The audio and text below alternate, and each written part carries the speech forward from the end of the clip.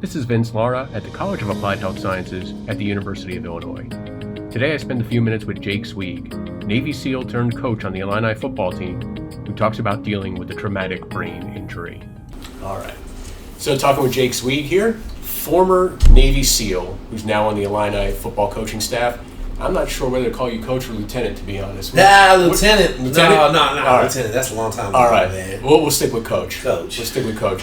But it's safe to say you've had an interesting life, and let's talk a little bit about that. Like, what led from Navy SEAL to football?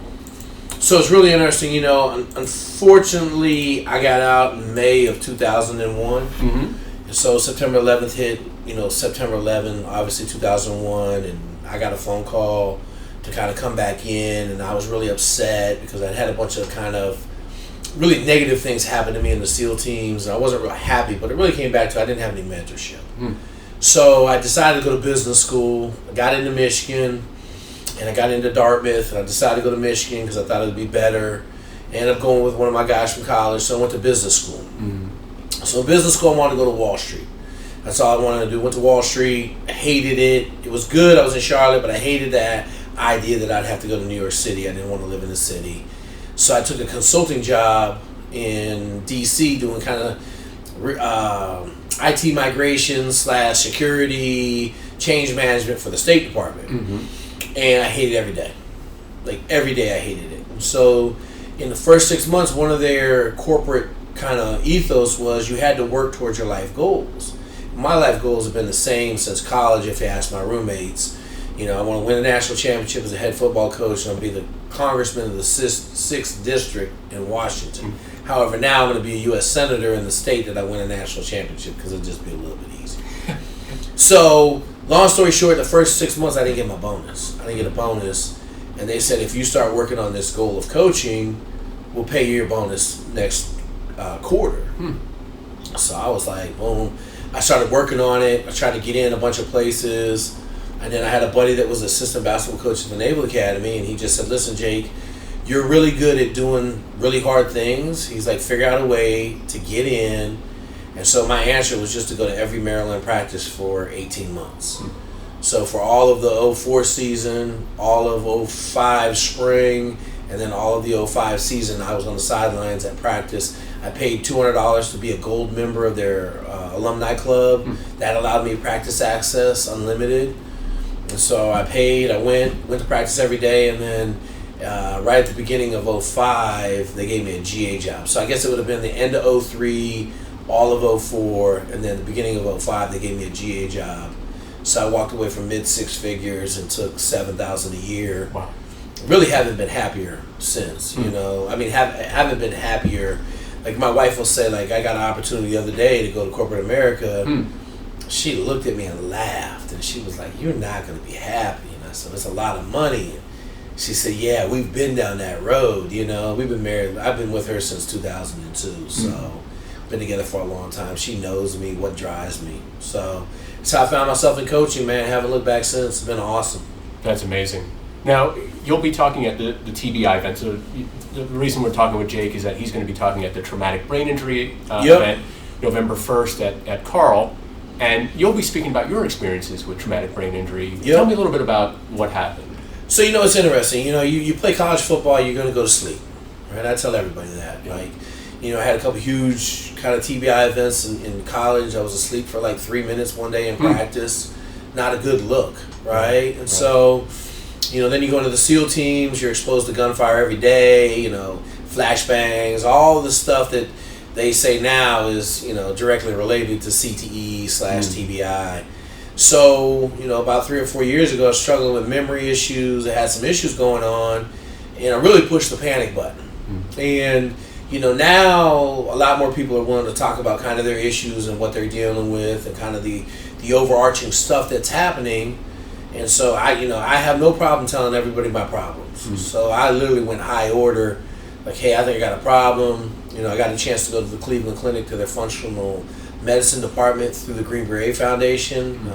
One of the buddies that was in SEAL training with me didn't make it, ended up being a Green Beret medic, and so he's the liaison between the Green Berets and the Cleveland Clinic. So he hooked me and a buddy up, and we slid in the Cleveland Clinic, and it was an awesome experience. I lost 70 pounds 3 years ago now. You know, my sleep went back to normal, but then they kind of put me on this testosterone, and it sucks because I weigh 230 now. I don't need this muscle. I'd much rather weigh 200, but, you know, I'm going to work on getting off of that now. But it triggered me to do a bunch of kind of, I'll call it alternative medicine stuff, but none of it's alternative, right? Like, it's all well proven. It's just we're in America and we want to rely on drugs to fix problems, right? And I'll go back to the adage. In China, there's 1.4 billion people, and they don't medicate hardly at all, right? They're all holistic healing. Let's fix your gut health. Let's fix your body. That's mainly where functional medicine comes from. We call it functional medicine in America. We really could call it Chinese medicine. So I got a bunch of herbs. You know, I'm on turmeric every day. I take a sleep pill, which controls my cortisol levels. So I got my cortisol levels down. I lost a bunch of weight. But then I was still having really bad problems with snoring. And so I got a sleep apnea machine, I don't know, 2 months ago, and I've been rock solid since. Now, so some of the other treatments I do, I got a live O2 machine that I built, because it's only $200, $300 to build it. Mainly you're paying for the oxygen machine. It has stationary bikes, so I do 6 minutes of oxygen treatment every night before I go to bed. I take glutathione in a spray form in nasal in the morning and at night. I'm going to recommend, like when I come and talk, I'm going to have a bunch of slides, but one of the things is the concussion repair manual. So we listen to a lot of Ben Greenfield on kind of like, you know, alt healing stuff, and so the concussion repair manual basically tells you how to repair your brain.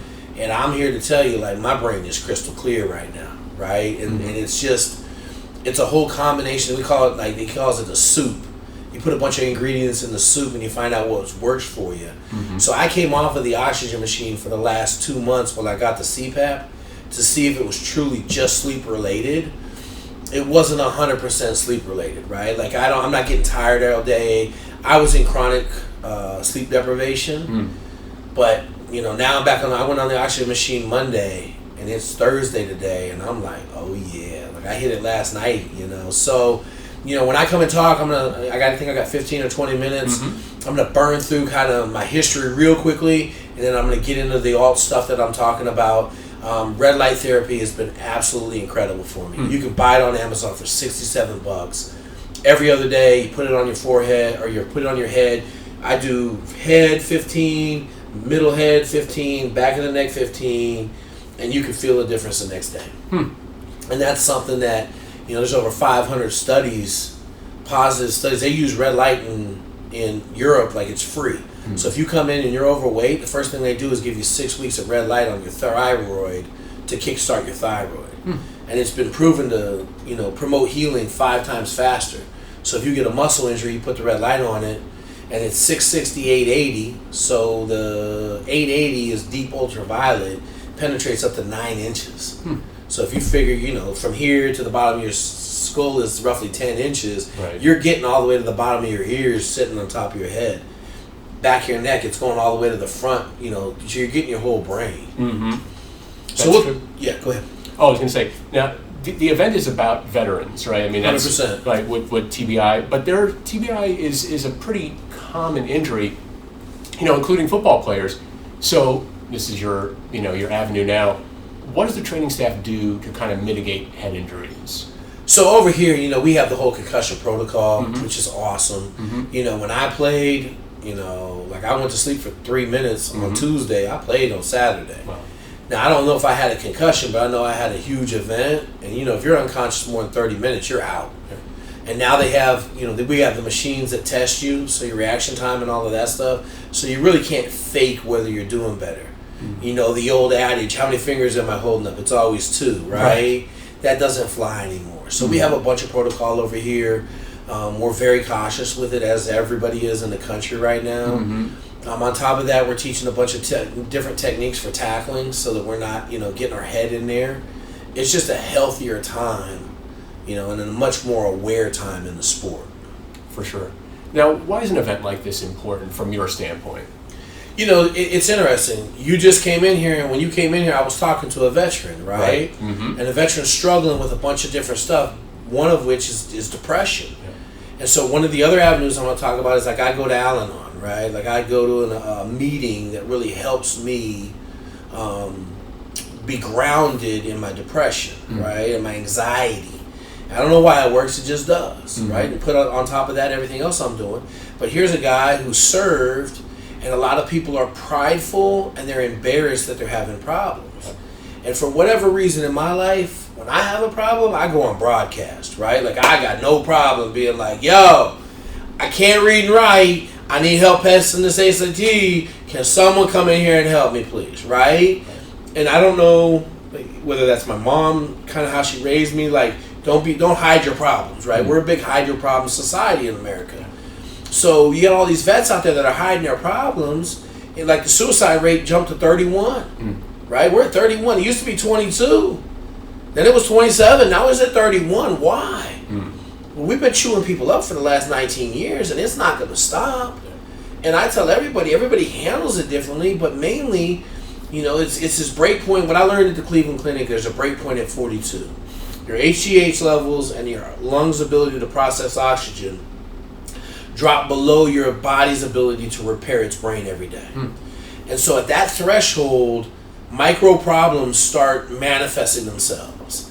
And the farther you get away from 42, the more those problems become apparent. So I asked the guy that was sitting here with us, and I said, hey, how old are you? He's like, 44. I said, when did you really start having problems? He was like, 3 years ago. Wow. Right? Which is right about the break point, which I learned at the Cleveland Clinic. Because I asked her, why am I having problems now? She's like, look, 42. I'm 47 now, right? And it was 4 years ago, 5 years ago when I started. Like, I really noticed it probably 6, 7 years ago, but it wasn't bad enough to be like, oh, what's going on? Mm-hmm. Right? So that's one of the big things that, you kind of look at for the veterans. And what I want to do is I want to get out all this other stuff we're doing. Because when you go to the VA hospital, they're not going to help you, right? They're going to try to prescribe you drugs. They're going to try to prescribe you all this other stuff. And I think something as simple as just a red light treatment. You did a red light treatment, shoot, every other day, probably half of the vets out there will feel 10 times better. And so for a $67 little light pad that has an automatic on and off switch, literally you might be able to fix all your problems. What do you hope that people take away from this event? It's interesting. Like, I want them, we're having an event, but now it's 2019, right? Mm-hmm. I'm going to video it. You guys are going to video it. Mm-hmm. I'm putting all my stuff out there, right? Because the more goodness I share with the world, the more goodness I'll get back. And I want the vets, like, I got a bunch of vets that I've had to hammer, right? I had to go do an intervention in early July for a guy that we had that went off the reservation a little bit, right? And now, doing a lot better, right? Getting some help. Hey, man, here's some things, and that's what happens, right? Like, we all got to be here for each other, and we all have had a bunch of unique experiences which make us really different than the general population, right? And so because of that, we can talk to each other. A lot of times we don't listen to other people, right? You don't understand what I went through. Well, actually, I do understand. Let me help you out. Right? My thanks to Jake Zweig. This has been A Few Minutes With.